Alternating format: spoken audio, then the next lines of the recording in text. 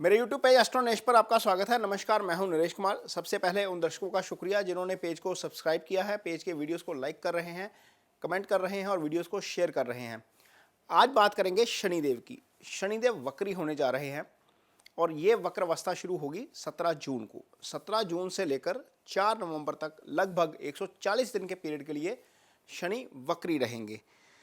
ज्योतिष में आपने YouTube पर बहुत सारे वीडियोस आप देखेंगे कि वक्री हो गए हैं, इसका ये रिजल्ट आएगा, वक्री हो गए हैं, आपके लिए बुरा हो जाएगा, आपके लिए अच्छा हो जाएगा। लेकिन आपको ये कोई नहीं बताएगा कि वक्री आखिर होता क्या है, या बहुत कम एस्ट्रोलॉजर आपको बताएंगे कि वक्री अवस्था क्या होती है, प्लैनेट की क्या पोजीशन होती है। अब जानकर हैरान हो जाएंगे कि शनि एक दिन वक्री नहीं हो रहे या एक साल वक्री नहीं हो रहे, ये हर साल वक्री होते हैं। प्लैनेटरी पोजीशन जो है हमारी, जो हमारा ब्रह्मांड है या जो हमारे प्लैनेट्स का साइकिल है, उसके मुताबिक जो इनर साइकिल के प्लैनेट हैं या आउटर साइकिल के प्लैनेट हैं, दोनों की अलग अलग अवस्था है वक्री होने की और मार्गी होने की। जैसे दो ग्रह हैं जो सूर्य के बिल्कुल करीब हैं, बुध है, उनमें शुक्र है। बुध 27 डिग्री से ज़्यादा दूर नहीं जाता सूर्य से, और शुक्र 47 डिग्री से ज़्यादा दूर नहीं जाता शुक्र से। यानी कि ये कभी भी ये प्लैनेट कभी भी आपकी कुंडली में सूर्य के सामने नहीं आ सकते। जैसे ही ये 27 डिग्री दूर जाएंगे या 47 डिग्री दूर जाएंगे, ये वक्र अवस्था में आ जाएंगे। यानी कि वक्री कौन कौन होता है? सूर्य और चंद्रमा वक्री नहीं हो सकते, क्योंकि इन्हीं दो प्लैनेट्स के मुताबिक हमारे कैलेंडर बनते हैं या हमारी तिथियाँ, जो देसी महीने की तिथियाँ, वो तय होती हैं। और चंद्रमा वक्री नहीं होते, राहु केतु हमेशा वक्री रहते हैं। तो वक्री कौन कौन हो सकता है? वक्री शनि हो सकता है, वक्री मंगल हो सकता है, वक्री गुरु हो सकता है, वक्री शुक्र हो सकता है, वक्री बुध हो सकता है। तो ये 5 प्लैनेट वक्री हो सकते हैं। बुध साल में 89 डेज, लगभग 90 दिन के आसपास वक्री रहते हैं। मंगल की भी यही अवधि है, 75 से 80 दिन के आसपास मंगल जो है वो वक्री रहते हैं। शुक्र लगभग 45 दिन के आसपास वक्री रहते हैं साल में। गुरु जो है वो 4 महीने, यानी कि एक साल का करीब 1/3 हिस्सा गुरु जो है वो वक्री रहते हैं। शनि लगभग 4.5 महीने, 135 से लेकर 140 दिन का पीरियड है जब शनि वक्री होते हैं।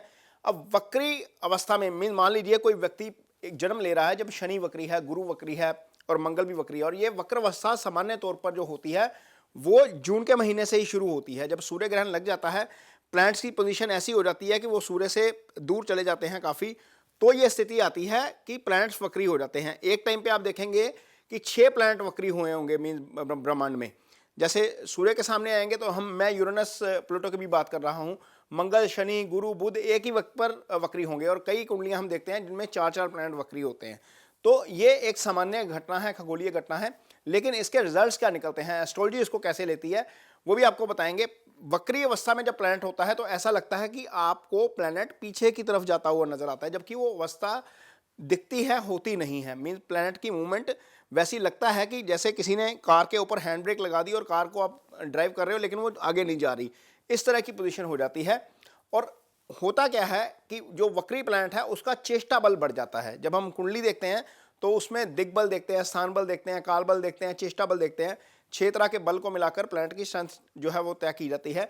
इसमें चेष्टा बल बढ़ जाता है, यानी कि कोई भी प्लैनेट जो वक्री है वो अपना फल करने की, चाहे वो अच्छा है चाहे वो बुरा है, उसकी चेष्टा बढ़ जाती है। जब बढ़ जाती है तो निश्चित तौर पर आपके ऊपर उसका असर नजर आता है। तो शनिदेव जब वक्री होंगे तो क्या स्थिति रहेगी, कौन सी राशि के लिए अच्छा फल देंगे, ये जानने की कोशिश करेंगे। आइए बात करेंगे कुंभ राशि के जातकों की। कुंभ राशि के जातकों के लिए 17 जून से जो शनि वक्री होने जा रहे हैं उसका असर क्या होगा। कुंभ राशि शनि की अपनी राशि है और शनि इसी राशि से गोचर कर रहे हैं। शनि जब चंद्रमा के ऊपर से गोचर करते हैं तो ये शनि की दूसरी ढैया होती है, यानी कि 7.5 की दूसरी ढैया होती है। तो निश्चित तौर पर यह शुभ गोचर नहीं है। शनि दूसरी ढैया में ही सबसे ज्यादा परेशान करते हैं सामान्य तौर पर, लेकिन चूंकि शनि लग्नेश हैं इसलिए बहुत ज्यादा परेशानी नहीं होती है। इसके बावजूद जब गोचर शुभ नहीं है तो शनि की दृष्टि जहां जहां पड़ रही है वहां पर हो सकता है कि अच्छे परिणाम ना मिलें। तो कहां कहां दृष्टि पड़ रही है, कहां कहां अच्छे परिणाम नहीं मिलेंगे वक्री अवस्था में, या यदि बुरे परिणाम मिल रहे हैं तो कैसे उनमें वृद्धि हो सकती है वक्री अवस्था में, ये जानेंगे। आगे उपाय भी जानेंगे कि इसका करना क्या है, इसमें रेमेडी हम क्या ले सकते हैं। तो सबसे पहली बात तो यह है कि शनि जब चंद्रमा के ऊपर से गुजरते हैं तो चंद्रमा आपका मन है, जब मन के ऊपर से मैलाफिक प्लैनेट शनि जैसा गुजरता है जो बहुत ज़्यादा समय तक एक ही राशि में रहता है, तो निश्चित तौर पर आपको उसके अच्छे रिजल्ट नहीं मिलते। और जब उसका चेष्टा बल बढ़ जाता है, यानी कि मेलाफिक प्लैनेट है, चंद्रमा के ऊपर से गुजर रहा है और उसका चेष्टा बल भी बढ़ गया, तो आपके लिए ज़्यादा परेशानी खड़ी कर सकता है। और शनि आपकी कुंडली में 12वें भाव के भी स्वामी हैं, तो निश्चित तौर पर 12वें के भी फल करेंगे। 12वां भाव शुभ भाव नहीं होता। ऐसी स्थिति में यदि महादशा या अंतर्दशा शनि की चल रही है, तो शनि प्रबल तरीके से आपको परेशान कर सकते हैं, क्योंकि शनि प्रबल मारक हैं। तो शनि की तीसरी दृष्टि जो पड़ रही है आपकी कुंडली में, इस समय पड़ रही है तीसरे भाव के ऊपर, यानी कि मेष राशि के ऊपर। यहाँ पर शनि की, जब शनि लगन से गोचर कर रहे हैं, राशि के ऊपर से गोचर कर रहे हैं, तो तीसरे भाव को देख रहे हैं। तो तीसरे भाव से संबंधित फल, आपके भाई के साथ आपकी कन्फ्लिक्ट हो सकता है, भाई के साथ परेशानी हो सकती है, भाई के साथ हेल्थ को लेकर इशू हो सकता है। ये पराक्रम का भाव है, तो यहाँ से पराक्रम देखा जाता है, डिटर्मिनेशन या फैसले लेने की क्षमता यहीं से आती है। तो यदि आपकी शनि की दृष्टि यहीं पर पड़ रही है और शनि वक्र अवस्था में है और पूरी चेष्टा के साथ इस भाव को प्रभावित कर रहे हैं, तो हो सकता है कि आपके फैसले लेने की क्षमता को भी प्रभावित करें इस अवधि के दौरान। चूंकि ऑलरेडी आप साढ़े साथी के दूसरे फेज में हैं, तो शनि यहाँ पर हो सकता है कि ज़्यादा डिजास्टर कर दें। तो कोई भी फैसला लेना है ऐसी स्थिति में 17 जून से लेकर 4 नवंबर तक, तो कोशिश करिएगा कि एक बार रीथिंक ज़रूर दीजिए। कोई भी फैसला अचानक मत लीजिए। कई बार ऐसा होता है कि हम हड़बड़ाहट में होते हैं, हम जल्दी में होते हैं, हम सडनली किसी चीज़ के ऊपर फैसला कर देते हैं, ओवर रिएक्ट कर देते हैं, बाद में लगता है यार ये तो हमने गलत फैसला ले लिया। तो कोई भी फैसला लेना है इस अवधि के दौरान, तो थोड़ा सा ध्यान रखिएगा, फैसला तेज़ी से मत लीजिए, फैसला सोच समझ के ही लीजिए। किसी अपने मित्र या रिलायबल रिश्तेदार की राय लेने के बाद ही करिए। शनि यहाँ पर जब बैठते हैं, चंद्रमा के ऊपर से गोचर करते हैं, तो सप्तम को देख रहे हैं। चाहे आप मेल हैं, चाहे आप फीमेल हैं, आपके पार्टनर के ऊपर इशू हो सकता है, या आपके पार्टनर की हेल्थ के साथ इशू हो सकता है, पार्टनर के साथ कॉन्फ्लिक्ट हो सकता है। चूंकि शनि चंद्रमा के ऊपर से गुजर रहे हैं, तो सामान्य तौर पर मानसिक स्थिति ऐसी हो जाती है कि हम छोटी सी बात के ऊपर ओवर रिएक्ट कर देते हैं। तो ऐसी स्थिति में पार्टनर के साथ कॉन्फ्लिक्ट होने की संभावना ज़्यादा रहती है। तो ऐसी स्थिति से आपको खुद को दूर रखना है, अवॉइड करिए। सिचुएशन ऐसी आती है तो कोशिश करिए कि चीज़ें आपके लिए ज़्यादा खराब ना हो। शनि जब यहाँ पर बैठते हैं, तो 10वीं दृष्टि के साथ कर्म स्थान को देखते हैं। अब मन डिस्टर्ब है, चंद्रमा के ऊपर से शनि जैसा मालेफिक प्लैनेट गुजर रहा है, तो मन में काम नहीं लगता, या काम आपका स्लो हो जाता है, आपकी एग्जीक्यूशन ही स्लो हो जाती है। दशम भाव में जब एग्जीक्यूशन स्लो हो गई, आप काम पर नहीं जाएंगे वक्त के ऊपर, या आपका मन काम में नहीं लगेगा, तो आपकी डिलीवरी जो है वो प्रॉपर नहीं होगी काम की। चाहे आप जॉब कर रहे हैं, चाहे फ्रीलांस काम कर रहे हैं, चाहे आप कारोबार कर रहे हैं, वहाँ पर स्थितियाँ आपके लिए थोड़ी सी टफ हो सकती हैं। ये सिचुएशन कुंभ राशि के जातकों को देखने को मिल सकती है। चूंकि शनि 12वें भाव के स्वामी हैं, तो खर्चे भी बढ़ सकते हैं। 12वें भाव से हम स्लीपिंग डिसऑर्डर्स को भी देखते हैं, तो अनिद्रा से संबंधित समस्या भी आपको देखने को मिल सकती है शनि की इस दूसरी ढैया के दौरान, साढ़े साथी की, और इस ढैया में भी वक्री हो जाने की। तो ये वाला पीरियड थोड़ा सा ध्यान रखने वाला है। अब ऐसी सिचुएशन ना आए, यानी कि आप पूरे ठीक ठाक कंट्रोल से काम करें, शनि के शुभ फल ज़्यादा हों और अशुभता में कमी आए, उसके लिए क्या कर सकते हैं? तो शास्त्रों में जो उपाय दिए गए हैं उसके मुताबिक सबसे पहला उपाय है, जो सबसे बेहतरीन माना गया है, वो है शनि के मंत्रास। आप वैदिक मंत्रास भी पढ़ सकते हैं, आप बीज मंत्रास भी पढ़ सकते हैं। सामान्य तौर पर बीज मंत्रास आम इंसान जो है वो पढ़ पाता है। वैदिक मंत्रास क्योंकि थोड़ा लंबा होता है, संस्कृत में होता है, तो उसका उच्चारण आप प्रॉपर नहीं कर पाते।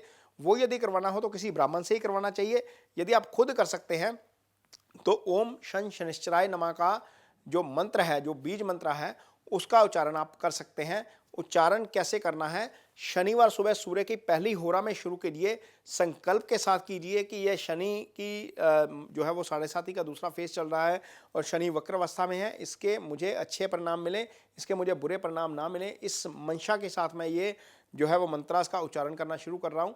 23,000 इसका काउंट है, 23,000 प्लस 2300, यानी कि 10% ज़्यादा करने होते हैं। यदि आप हवन नहीं करना चाहते हैं तो 25,300 मंत्रास आप 27 दिन में भी खत्म कर सकते हैं।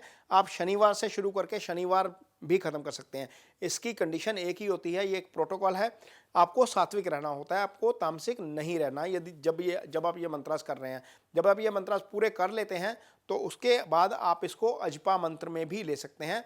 अजपा मंत्र में कहीं पर भी आप बैठे हैं, फ्री बैठे हैं या ट्रैवल कर रहे हैं, कहीं पर भी आपके पास काम नहीं है, तो आप अजपा मंत्र में भी शनि के मंत्रास को जप सकते हैं।